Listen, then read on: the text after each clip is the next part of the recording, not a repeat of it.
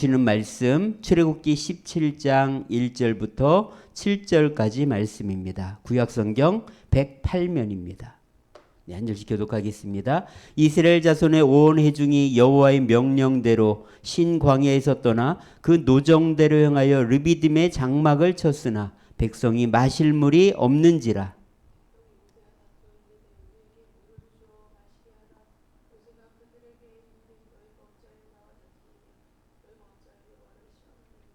거기서 백성이 목이 말라 물을 찾으매 그들이 모세에게 대하여 원망하여 이르되 당신이 어찌하여 우리를 애굽에서 인도해 내어서 우리와 우리 자녀와 우리 가축이 목말라 죽게 하느냐.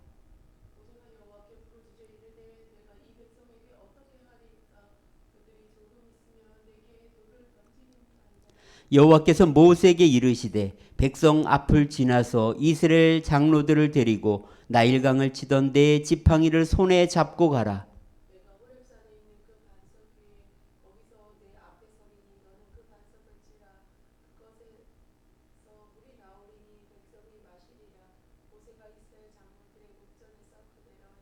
같이 읽겠습니다. 그가 그곳 이름을 마사 또는 무리바라 불렀으니 이는 이스라엘 자손이 다투었으며 또는 그들이 여호와를 시험하여 이르기를 여호와께서 우리 중에 계신가 안 계신가 하였음이더라. 아멘. 설악산 마지막 지게꾼 임기종 씨를 아십니까? 그는 맨몸으로 걸어가도 힘든 설악산에서 40에서 80kg 되는 짐을 운반하는 일을 합니다. 6남매 중 셋째로 태어났는데 부모님이 일찍 돌아가셔서 안 해본 일이 없었다고 합니다. 그러다 몸만 건강하면 할 수 있는 지게꾼 일을 하면서 장가도 가고 아들도 낳았습니다. 16살 때부터 50년 동안 지게꾼을 했는데 요즘은 일이 거의 없다고 합니다. 유퀴즈 방송에 출연해서 짐을 옮겨주고 6,000원 받았다고 말해서 노동 착취 논란이 생겼기 때문입니다. 사람들이 청와대 국민청원 게시판에 올리며 항의가 빗발쳤고요. 일이 모두 끊겨버렸습니다. 20년 전에 그렇게 받았다고 말한 것인데 정확하게 전달되지 않아서 생긴 일이었습니다. 이 설악산 마지막 지게꾼의 인생을 들으면 기가 막힙니다. 50년간 등에 짐을 지고 가파른 산길을 오르내리는 힘든 일을 하면서 평생을 살았습니다. 그는 영구 임대 아파트에서 정신지체에 언어장애, 거동까지 불편한 아내와 살고 있습니다. 더 안타까운 건 아내보다 더 심각한 중증 장애를 갖고 있는 39살 아들이 있다는 것입니다. 지금 20년 넘게 복지시설에 머물고 있는데 그래서 그런지 20년간 이 복지시설 4곳에 간식을 기부하고 있습니다. 지난 3월 달에 울산 바위를 오르다 이 지게를 지고 가다가 쉬는 분을 만났습니다. 혹시나 싶어서 물어보니 임기종 씨가 맞았습니다. 여러 이야기를 하면서 참 감동을 받았는데요. 이렇게 어렵게 살면서 그동안 기부한 돈이요 1억 원이 넘는다고 합니다. 매년 2번씩 돈을 모아서 효도 관광을 했습니다. 코로나로 중단되어서 못 갔는데 지난 4월 달에 420만 원을 들여서 어르신 27명을 모시고 월미도를 다녀왔습니다. 여러분 대단하지 않습니까? 그렇게 힘들게 번 돈으로 자기 집을 사고 돈을 모으는 것이 아니라 선한 일을 하면서 행복하게 살고 있습니다. 여러분 임기종 씨는 누구보다 힘든 인생을 살았는데 누구보다 넉넉하고 즐거운 인생을 살고 있었습니다. 여러분 세상에는 두 종류의 사람이 있는 것 같습니다. 자기는 힘든데도 더 힘든 사람을 위로하면서 나누며 행복하게 사는 사람이 있고요. 또 한 사람은 자기처럼 힘든 사람은 없다면서 감옥에 갇혀서 불행하게 사는 사람이라는 것이죠. 여러분은 어느 쪽에 속합니까? 내 힘들다. 여러분 이 말을 거꾸로 하면 어떻게 돼요? 다들 힘내란 말이 되죠. 힘들다 말하지 말고 우리 한번 힘내서 같이 해봅시다. 이렇게 할 때 인생이 복되게 바뀐다는 것입니다. 여러분 인생 자체는요 힘든 것입니다. 아무리 잘 먹고 잘 살아도 힘들어요. 인생은 광야와 사막을 걷는 것과 같다는 것을 잊지 말아야 됩니다. 여러분 오늘 말씀에 보면 이스라엘 백성들이 애굽을 떠나서 홍해 바다를 건너 광야를 건너는 장면입니다. 노예에서 해방되면 자유라 생각되지만 광야를 통과할 때만 진정한 자유를 얻게 되는 것입니다. 마치 북한에서 탈북하여 대한민국에 오면 처음엔 행복하죠. 그러나 인생살이는 더 힘들 수도 있습니다. 왜요? 북한에서는 수동적으로 살아도 되지만 남한에선 모두 경쟁적으로 살기에 쉽지 않습니다. 지금 이스라엘 백성들의 상황도 비슷합니다. 자유를 얻었지만 아직 그들의 생각과 태도는 노예의식으로 꽉 차 있습니다. 그래서 하나님은 어쩌면 홍해바다를 건너게 하신 것 같아요. 다시는 애굽으로 돌아가지 못하도록 테로를 막아버린 거죠. 그래서 이제는 가나안 땅만 바라보면서 이 광야를 잘 견디고 이겨내라는 그런 뜻도 있는 것 같습니다. 자, 여러분, 이거는 구원받은 우리에게도 똑같습니다. 하나님을 믿고 구원받으면 기쁘고 감사하죠. 하지만 인생살이는 세상 모든 사람과 비슷합니다. 하나님 믿었다고 해서 고난이 죄되지 않습니다. 아니, 어쩌면 때론 예수 믿는 게 더 불편하고 힘들고 어려울 수도 있습니다. 그런 점에서 구원받고 세례받은 후 광야 학교가 본격적으로 시작됨을 잊지 말아야 됩니다. 그래서 스펄전 목사님은요, 이렇게 말했어요. 광야는 하나님 나라 학생들을 위한 옥스퍼드 대학이자 케임브리지 대학이다. 무슨 얘기냐? 하나님의 나라 백성에게 이 광야 학교는 반드시 있다는 것입니다. 피할 수 없습니다. 하지만 빨리 통과할 수 있는 비결은 있습니다. 대충 적당히 살려고 하는 사람은요, 이스라엘 백성들처럼 영원히 광야를 벗어날 수 없을 것입니다. 하지만 여호수아와 갈렙처럼 하나님을 믿고 순종하면 이 광야 학교를 빨리 졸업할 수가 있게 됩니다. 여러분, 광야는요, 부족한 것 투성입니다. 그런데 그곳에 꼭 필요한 것 두 가지가 있어요. 뭘까요? 바로 물과 음식입니다. 이스라엘 백성들이 홍해를 건너자마자 바로 이 물과 음식 문제가 본격적으로 발생하는 것을 볼 수가 있습니다. 홍해를 건넌 지 3일이 되었는데 물을 얻지 못합니다. 근데 마침 마라에서 물을 발견해요. 근데 그 물은 써서 먹을 수가 없었습니다. 백성들은 즉시 모세에게 원망합니다. 모세는 하나님께 부르짖었습니다. 하나님께서 지시한 나무를 물에 던지라는 거죠. 그랬더니 물이 달아져서 마실 수 있었습니다.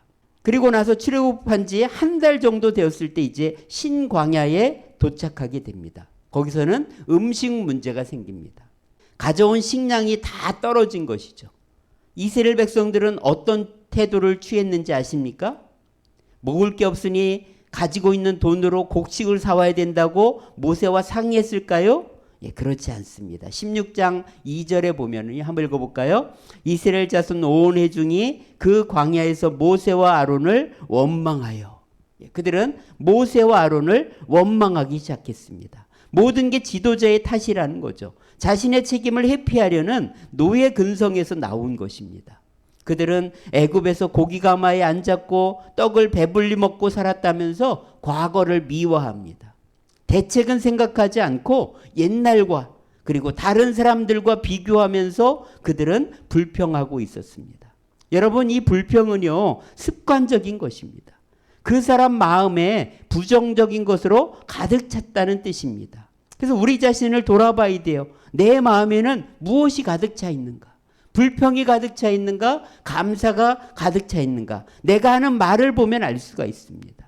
어떤 수도사가요, 평생을 수도원에 들어가서 침묵하면서 살기로 결단했습니다. 그리고 5년 동안 아무 말도 안 하면서 수양을 했어요. 수도원 원장이 기특하게 생각해서 5년 만에 2마디 말만 해도 된다고 허락했습니다. 그랬더니 뭐라고 말했는지 아세요? 침대가 딱딱해요. 그랬대요.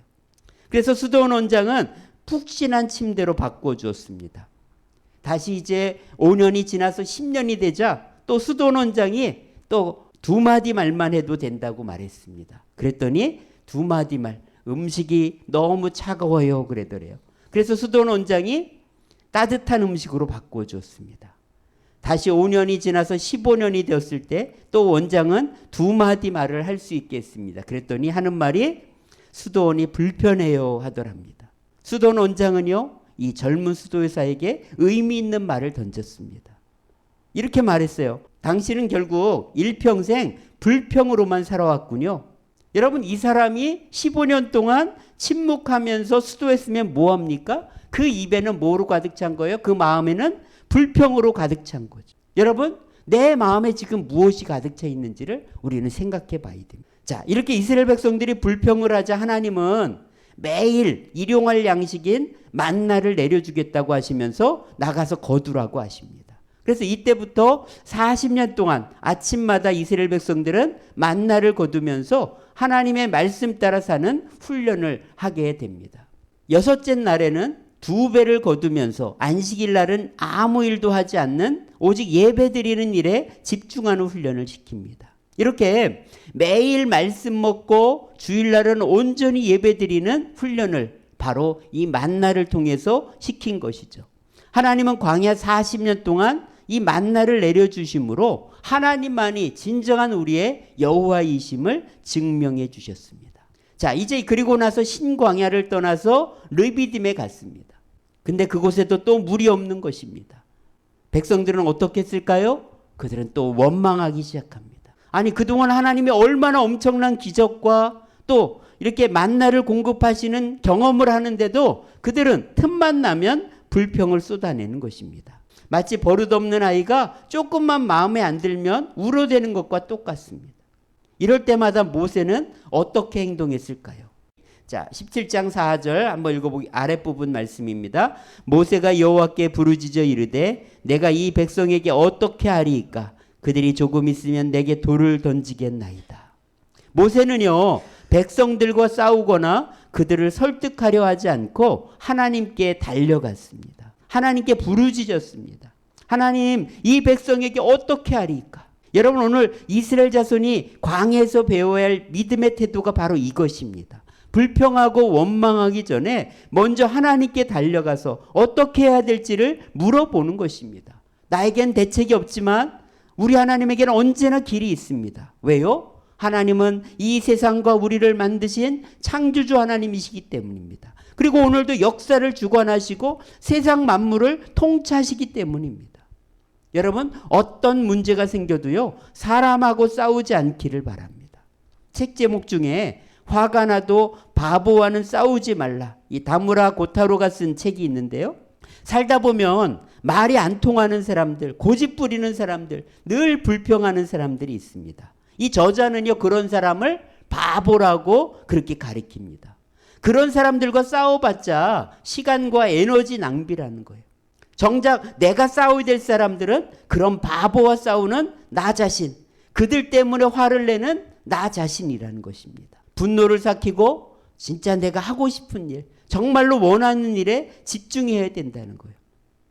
지금은 그 바보에게 고개를 숙이고 나를 더 성장시키는 일을 하는 게 진정한 승리라는 것입니다. 여러분, 모세처럼 사람들과 싸우지 말고 하나님께 달려가서 도움을 구하고 지혜를 구하는 것이, 그것이 올바른 길입니다.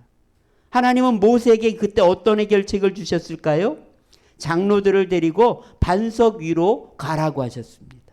호렙산 반석을 칠 때 반석에서 물이 나왔고 백성들은 흡족하게 마셨습니다. 하나님은 우리에게 필요한 것이 무엇인지 정확하게 알고 계십니다. 그러나 알아서 주진 않으십니다. 우리가 배고픔, 갈급함, 부족함을 통해서 하나님을 찾고 의지하기를 원하시기 때문입니다.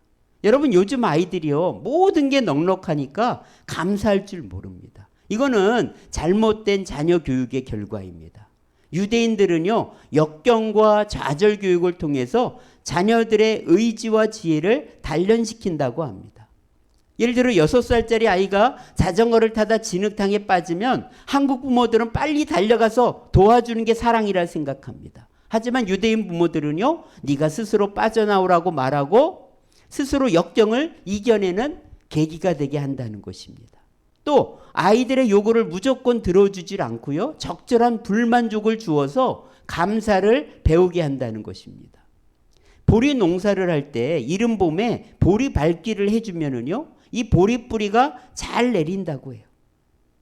밟아주지 않으면 평균 100알 정도 열리는 반면에 그 싹을 밟아주면 평균 400알의 수확을 거둔다고 합니다. 여러분, 자식이 잘 되길 바란다면 적당한 고난의 훈련을 시켜야 된다는 것입니다.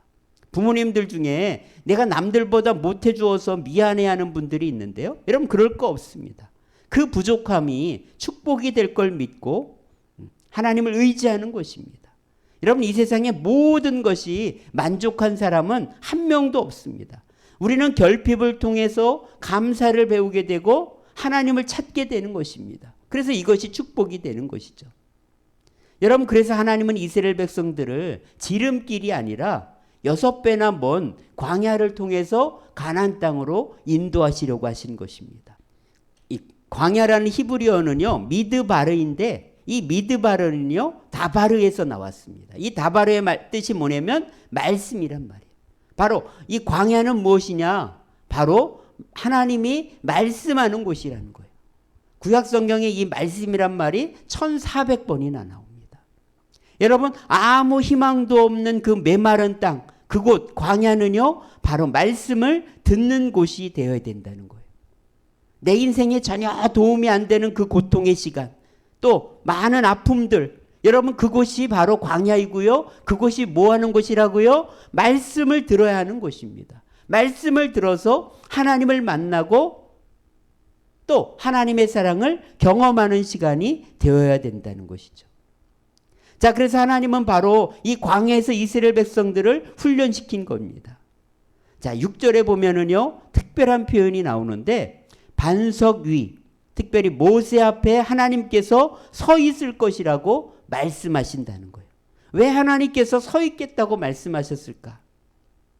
바로 이 모세가 반석을 쳐서 강물처럼 물이 나오는 이 사건은요, 예수님을 예표하기 때문일 것 같습니다. 하나님은 불평하는 이 백성들을 치는 대신에 모세에게 반석을 치라고 하셨습니다. 무슨 뜻일까요? 하나님은 죄로 가득한 우리를 때리는 것이 아니라 예수님을 때려서 피와 물을 쏟게 하셨다는 것입니다. 그래서 예수님이 쏟은 그 피와 물이 바로 우리의 갈급하고 목마른 영원한 생수가 되게 하셨다는 것입니다. 이것은 저의 말이 아니고요, 사도 바울이 말했습니다. 고린도전서 10장 4절 한번 읽어보겠습니다. 다 같은 신령한 음료를 마셨으니 이는 그들을 따르는 신령한 반석으로부터 마셨음에 그 반석은 곧 그리스도시라. 여러분, 신령한 음료, 신령한 반석, 바로 그 반석은 누구라고요? 예수님이라는 것입니다. 그래서 이 예수님을 통해서 강같이 물이 흘렀다는 거예요. 오늘도 하나님께서는 바로 예수님을 통해서 우리를 가장 만족하게 하시고 복되게 하시는 은혜를 주신다는 것을 잊지 말아야 됩니다. 여러분, 인생을 살다 보면은요, 누구나 광야를 통과해야 합니다. 광야는 하나님이 주시는 만나를 먹고 생수를 마시면서 통과할 수 있습니다. 출애굽을 경험했지만 여러분, 광야를 통과한 사람은 겨우 2명뿐이었죠. 극소수였습니다. 내 힘이 빠지지 않고 내 교만과 불평과 원망이 빠져나가지 않으면 광야는 계속된다는 거예요. 쉽지 않은 인생길. 그러나 하나님을 만나고 경험하고 동행하면서 나아간다면 그 광야는 축복으로 바뀔 것입니다. 반석 대신 예수님께서 주시는 신령한 음료를 마시면서 나아갈 때 그 광야에서 승리할 수 있는 것입니다. 우리 모두가 이 광야 학교를 다 통과해서 약속의 땅까지 갈 수 있는 그런 축복의 주인공이 될 수 있기를 원합니다. 기도하겠습니다. 하나님 아버지, 감사합니다. 인생은 광야와 같습니다. 어렵고 힘듭니다. 그러나 아버지 하나님, 내 힘으로 불평하며 원망하며 짜증내며 고통 속에 사는 것이 아니라 하나님을 찾고 만나고 경험하는 하나님 복된 시간, 특별히 말씀을 듣는 시간이 될 수 있도록 도와주셔서 더 하나님께 나아가며 하나님께 영광 돌리는 계기가 되고 더 성장하는 시간이 되게 하여 주옵소서. 아버지 하나님, 오늘도 주님 앞에 정성껏 드린 우리의 예물과 하나님 마음을 기쁘게 받아 주시옵소서. 이 세상에서 물질로는 어려움 없게 하시고 나를 위해서만 쓰지 않고 베풀고 나누며 살아가는 우리 모두가 되게 하여 주옵소서. 우리 구주 예수님의 은혜와 하나님의 크신 사랑과 성령의 충만인도 함께 하심이 믿음으로 살기로 다짐하는 우리 모두에게 이제로부터 영원까지 함께 하시기를 간절히 축원하옵나이다. 아멘.